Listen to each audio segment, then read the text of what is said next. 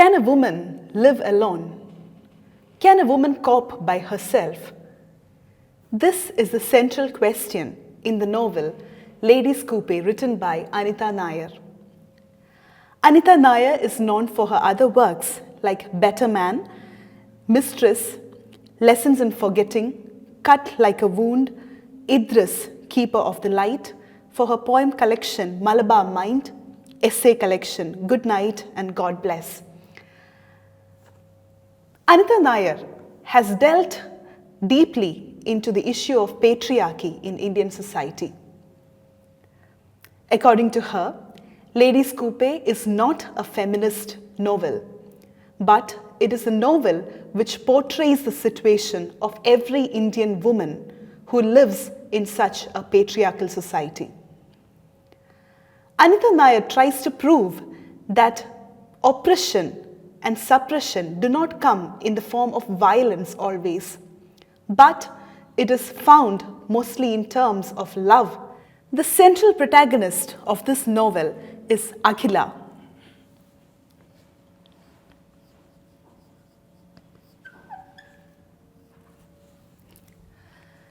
And the novel happens mostly in a train, especially in the Ladies' Coupe. To start with Akhila, Akhila is described as a 45-year-old woman with no husband and children. She is a person dreaming of escape and sense, hungry of life and experience, and aching to connect. We understand that Akhila is not a person of impulse, but she ponders over every single matter she comes across. That is given in detail, especially with regard to the cotton sarees that she wears. Akhila is a person with a lot of questions. She wonders whether a woman can live alone by herself in this society. What do people think of a woman who lives alone? How do people look at a woman who lives alone? What all doubts come to their mind? She is burdened with a lot of questions, and she decides to take this journey to Kanyakumari to relieve her of the burdens of the family and to find an answer to the questions that burden her mind. Akhila's family is described as having a father, mother, whom she calls Appa, Amma, and her siblings, Narayan, Nasi, and Padma. The events that unfold in the story happen after Akhila's father's death. After her father's death, being the eldest child of the family, she has to take up the responsibility of the family. She gets the job that her father was doing as a dyeing harness as a government clerk, and she takes up the responsibility of the family. She becomes the breadwinner of the family, and everything centers around her. She often wonders whether anyone else in the family, whether her amma or her siblings, take her in consideration. Every time her siblings talk of marriage, especially their own marriage, she wonders whether they want her to be married. Being an Indian woman, for her also an ideal family consists of a husband, wife, and children. But having been forced to take up the responsibility of the family early in her life, Akhila wonders whether this is real, whether they consider her feelings, whether they consider her desires for a family. Akhila often compares herself to the image of Nandi in the temple, the sacred bull calf, the gatekeeper, and the vehicle of the Hindu god Shiva. She feels that she is like this image who takes care of the family and who is responsible for everything that happens to the family. But once her siblings are of age, once they stand on their legs, she feels that she can think of herself now.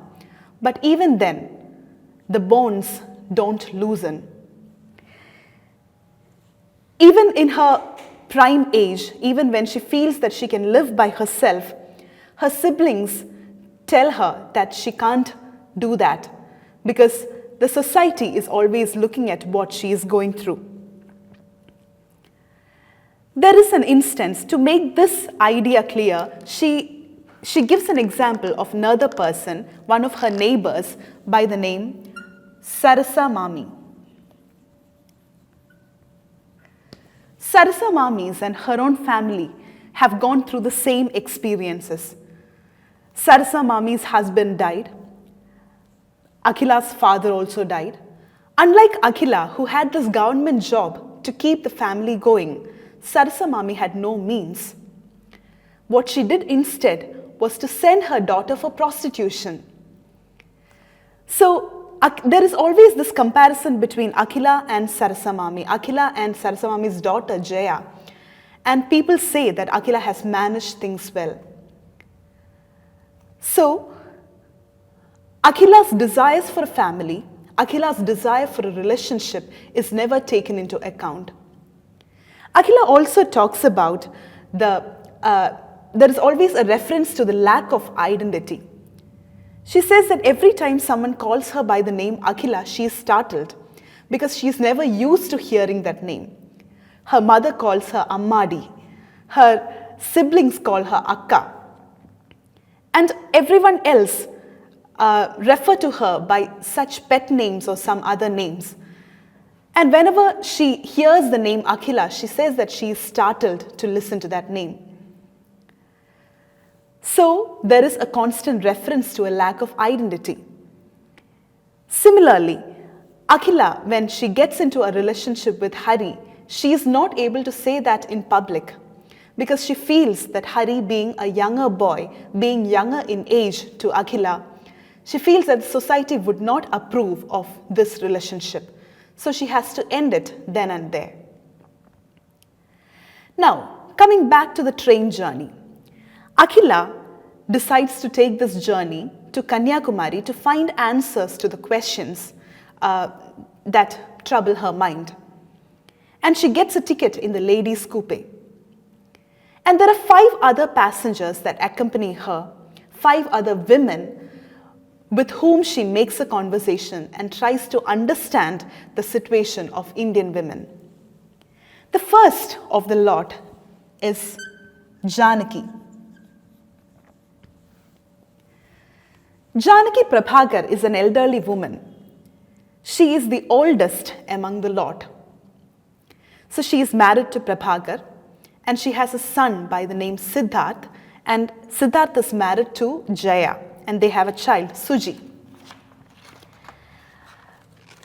Simone de Beauvoir, in her work, The Second Sex, says that marriage is a destiny that women are always pruned for. I quote her. She says, just as he wants her to be at once warm and cool in bed, he requires her to be wholly his and yet no burden. He wishes her to establish him in a fixed place on the earth and to leave him free, to assume monotonous daily round and to bore him, to be always at hand and never importunate. He wants to have her all to himself and not to belong to her, to live as one of a couple and to remain alone. Thus, she is betrayed from the day he marries her. Taking Janaki's situation, we understand that marriage is a destiny that she awaits. From her childhood, she is taught to be a perfect housewife. And from her childhood, she feels that she is always accompanied by a man. From her childhood, if it was a father, when she grew up, it was her brother. And once she got married, it was her husband who accompanied her. And when she gets of age, when she becomes old, it would be her son that would be protecting her. And it is interesting to note that the chapter which talks about Janaki's life is titled, A Certain Age.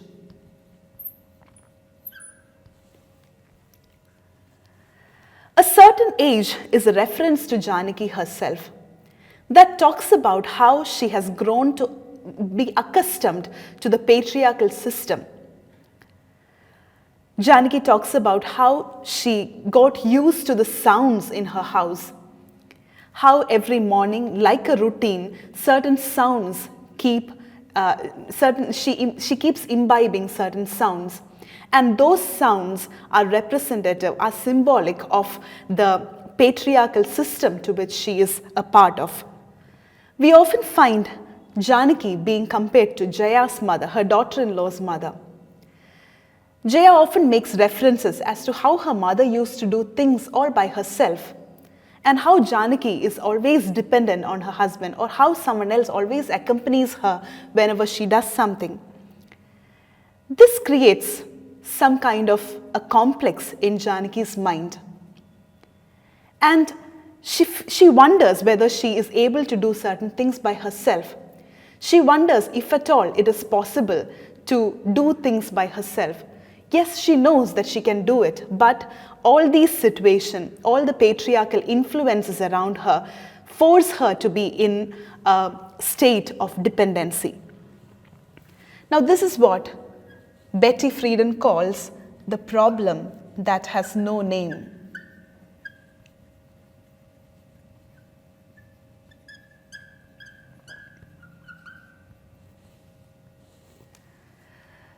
In her work, The Feminist Mystique, Betty Friedan says that almost every American housewife goes through this problem that has no name.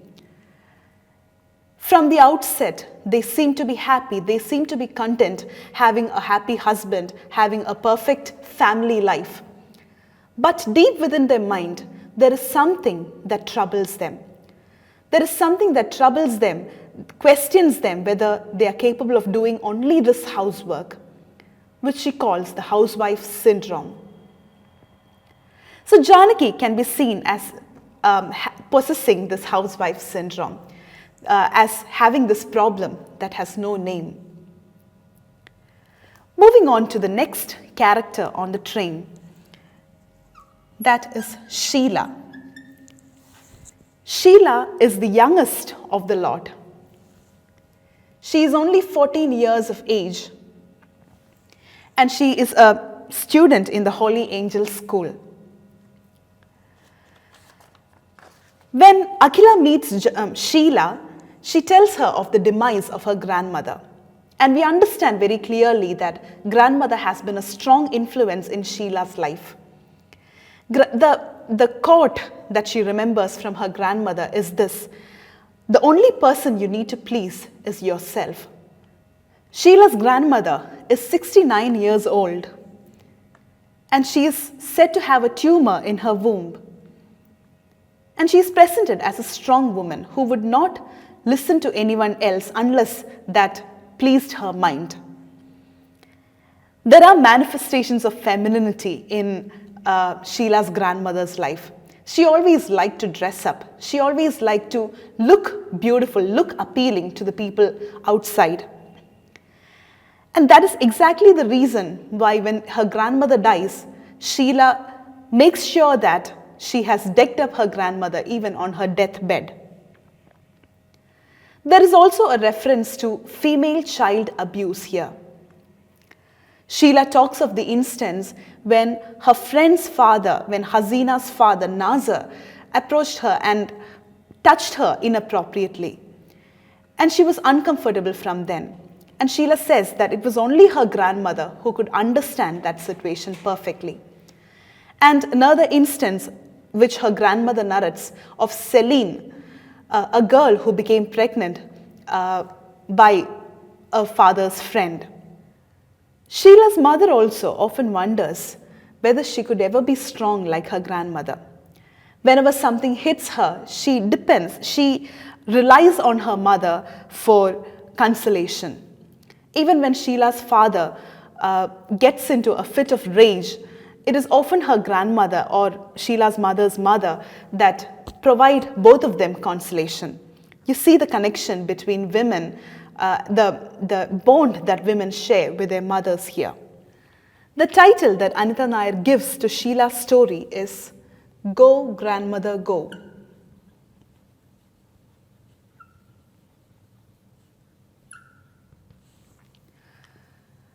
So that represents the intense bond Sheila shares with her grandmother. and how her grandmother's demise has caused a void in her mind which no one else can fill. The next character here is Margaret. Margaret is a chemistry teacher, and I feel that she is the most creative, most innovative of all the women. We'll come to that a little later. Margaret is a chemistry teacher, and she is married to this person by the name Ebenezer Polraj. Ebenezer is the principal of the school in which Margaret teaches. From the beginning of the marriage, Ebenezer used to play a daddy role in Margaret's life. Initially, Margaret used to accept everything passively. She used to think that he was my Ebby, and everything that he said would be right. But slowly, she starts feeling the power of his influence on her thoughts and mind. Ebenezer Polraj, being driven by his male egoism, has always tried to assert a lot of control over Margaret. His chauvinism or his domineering attitude is very evident from the instances when he asks her to abort the baby, the first baby that they have.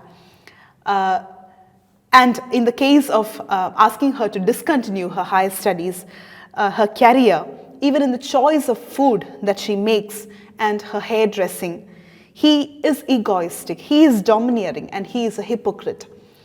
And Margaret initially tries to adjust to the situation, but coming to know that none of those would help their relationship, she decides to take a different way altogether. She understands his weakness, and she feels that it is only by making him fat, by cooking food for him and making him fat, can she erode his self-esteem. So whenever Ebenezer Polraj used to humiliate her in front of his coterie or the peer group in the school, she used to keep quiet, but later she starts taking revenge by making him fat. Thus, by eroding Ebenezer Polraj's self-esteem, she gains a self-esteem for herself. And the title of this chapter is Oil of Vitriol.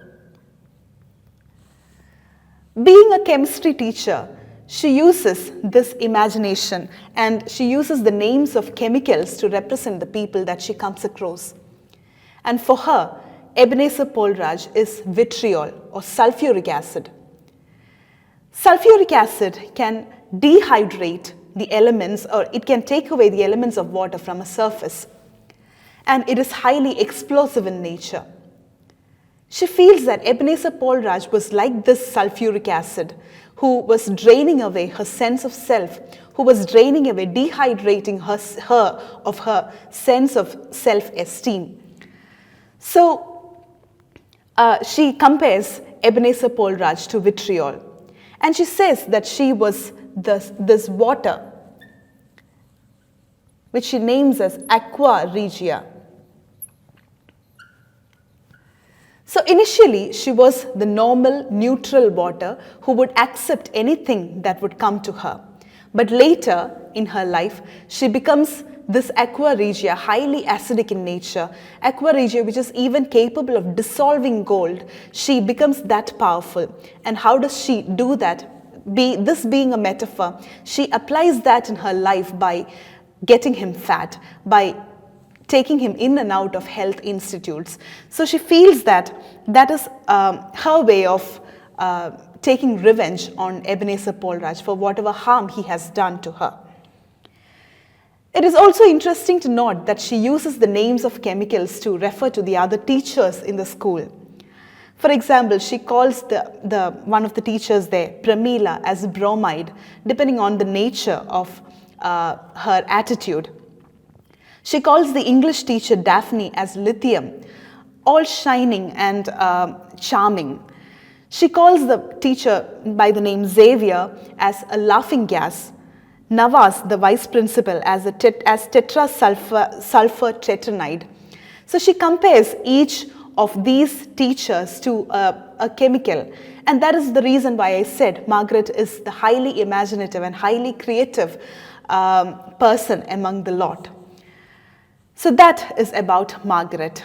The next character that we come across is Prabha Devi.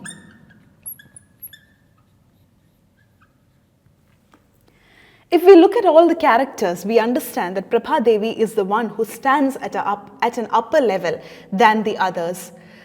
All the other women, Akhila, Janaki, Sheila and Margaret, they all belong to the middle class structure. But Prabha Devi belongs to an upper class. She belongs to a very rich family. Her father is a jewelry businessman, and she gets married to a diamond merchant. And she lives her life in all its luxury. And Prabha Devi is married to this person, Jagdish, who is a diamond merchant, and she has 2 children, Nitya and Vikram. So in the initial days of their marriage, just like anyone else, she was extremely happy. And she used to say this sentence to herself, this line to herself, how lucky I am to be me. Because she was one without any restraints. From her childhood itself, she was conditioned to be, or groomed to be, a perfect housewife. A kitchen was set up for her to play house and mother games.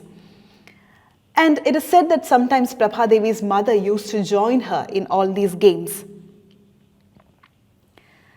And as she grew up, she gets married, and in the early days of the marriage, they take a trip to New York, which changes her life completely. And when she comes back, she's a totally changed woman. She starts imitating the Western women. And she wonders, there is an intertextual reference to Alice in Wonderland here. And she asks, was this how Alice felt when she saw the little door in the wall? What wonderland lay beyond it?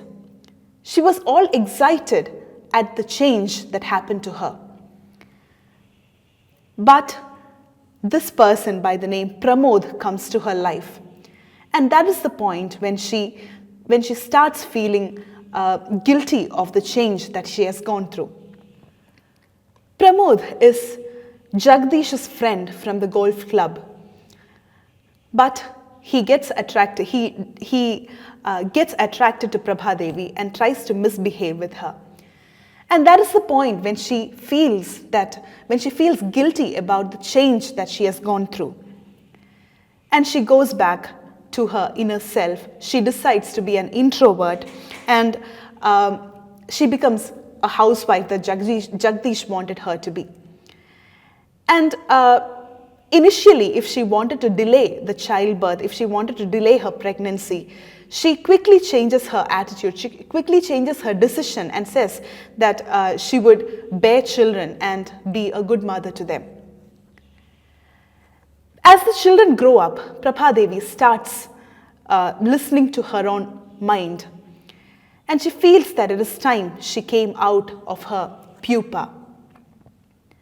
And she decides to take swimming classes there. As she goes for swimming, in the initial days of swimming, she had to undergo a lot of humiliation. But then later, she acquires that skill, and she succeeds to stay afloat both in water and in life. And as I said the word before, it is the title given to this chapter is Afloat. Prabha Devi, through the process of swimming, achieves self-actualization, and she learns how to stay afloat, how to stay balanced in life and in water. The last but the most sad story of all these among the women is that of Mari Kolunda.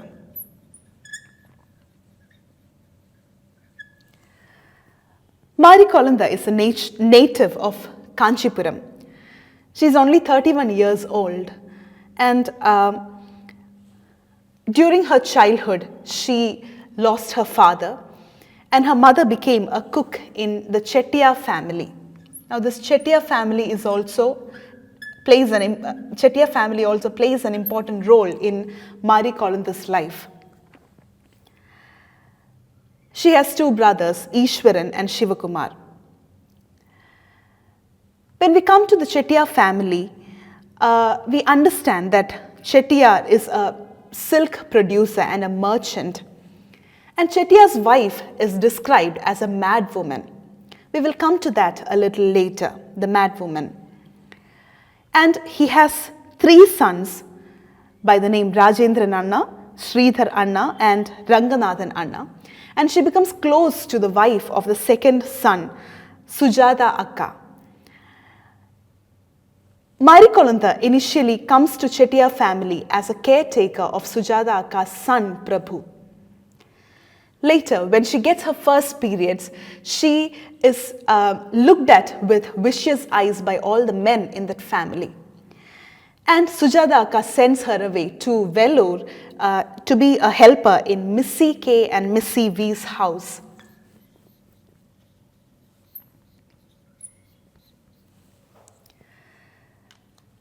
Missy K and Missy V are referred to as a lesbian couple who live in Vellore, and they are both doctors. And she gets accustomed to the routine in Vellore, and that's when her mother slips and falls down and breaks her leg. She comes back to the place Kanchipuram, and she gets back into the Chettiar family. And this is when the most horrible of the instances happen. She is raped by Murugeshan.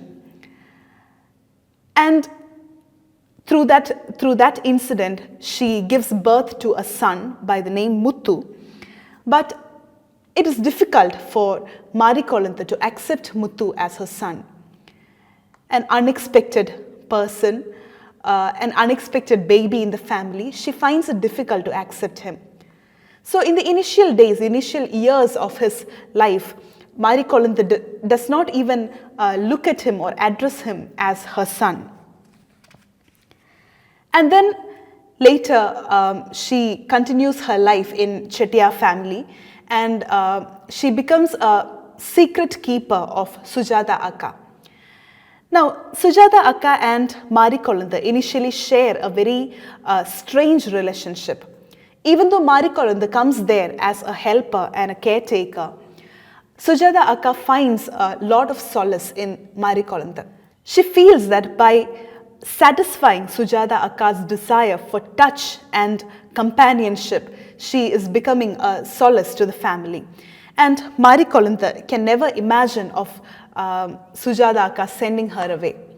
And Sujata Akka also enjoys this relation, and she is unaware of the other matters that happen in the family. That is how Sridhar Anna approaches Mari Kolantha and takes her for granted. So after her mother's death, she is forced to take the custodianship of Muthu, her son. And she takes Muthu and leaves to Murugeshan's place. She joins Muthu as a worker in Murugeshan's company. After Murugeshan's death, she slowly starts accepting Muthu and decides to give all the love that she was not able to give in the beginning. And she goes, as she travels on this train, she says that she is going back to Vellore as a helper in the mission hospital. So there is a lot of different types of relationships touched upon in Mari Kolantha's story. There is this marital relationship, there is a rape, there is the reference to a concubine, there is lesbianism, there is a substitute lover role, maternal love. Different kinds of relationship are talked about here. And the title of this chapter is Sister to the Real Thing.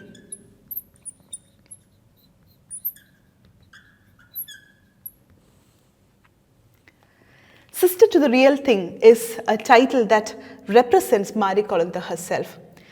That talks of her inability to maintain any one relationship. It is actually not her mistake, but then the reason, the fact that everyone else around her have been taking her for granted, have been taking her love as only a substitute, or her care as only a substitute to whatever they were lacking.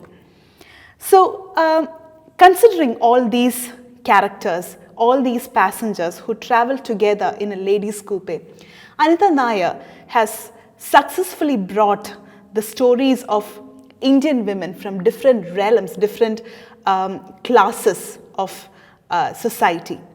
For example, Prabha Devi, who belongs to the upper class, feels that her life is, the luxury in her life is insufficient if she can't feel her sense of self, who achieves her sense of self by this process of staying afloat in the river, by learning swimming. We also have the middle class family members, as we said before, Akhila, Janaki, Sheila and Margaret, who have their own different ways of coping with the problems that they go through. Janaki, who has passively started accepting the patriarchal system of which she is part. Sheila, a small girl who feels the necessity of following the steps of her grandmother, who feels that wide gap, lacuna in her mind when her grandmother leaves her forever. And Margaret, who finds her own creative way of dealing with the situation that she is part of. We also have a person who represents the lower class of the society, who is Marie Kolantha. Through Marie Kolantha's life, Anita Nair portrays the vulnerability of the people belonging to such strata of society. They are vulnerable to all the male gazes. They are vulnerable to all kinds of oppression. Just as I said before, the oppression here is not in the form of violence in any other woman's case. For them, it is either an overprotective husband or a daddy-like husband, or a person who tries to control their desires and wishes.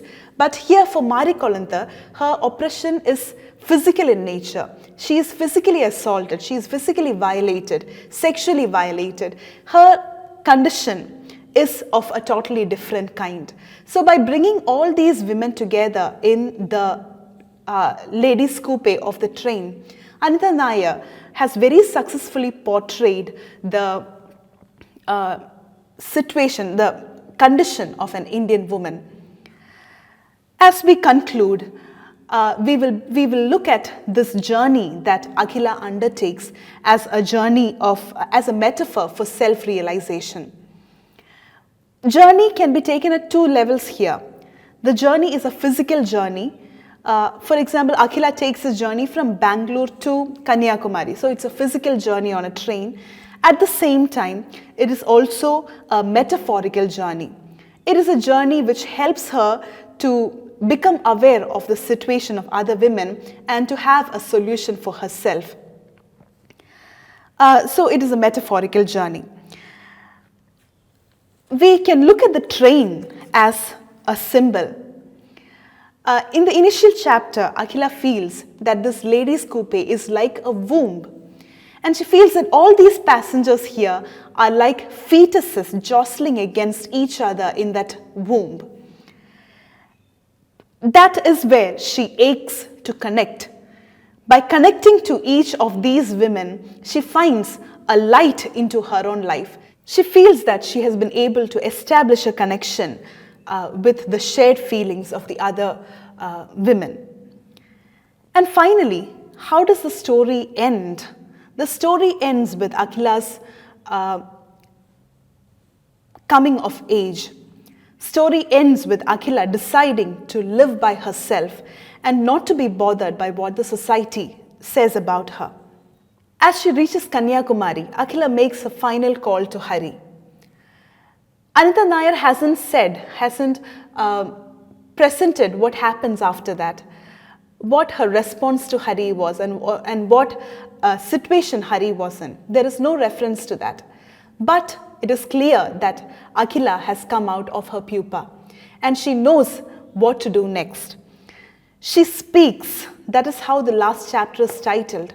She finds a voice for herself, and this journey with these other women has helped her to achieve that. The train can also be looked at as an equalizer because it brings together the women from different classes. And the ladies' coupe is also a symbol of a limited sense of space for these women. And ladies' coupe is a space where women can be on their own without a man's intervention. And it is ironical, or it is interesting to note that in that entire train, it is just this one ladies' coupe which provides them that space. That is why I refer to it as a limited sense of space in just a few seconds back. Thus, as we conclude, it could be noted that Anita Nair might be trying to give us light into women's ways of overcoming this patriarchal restraint.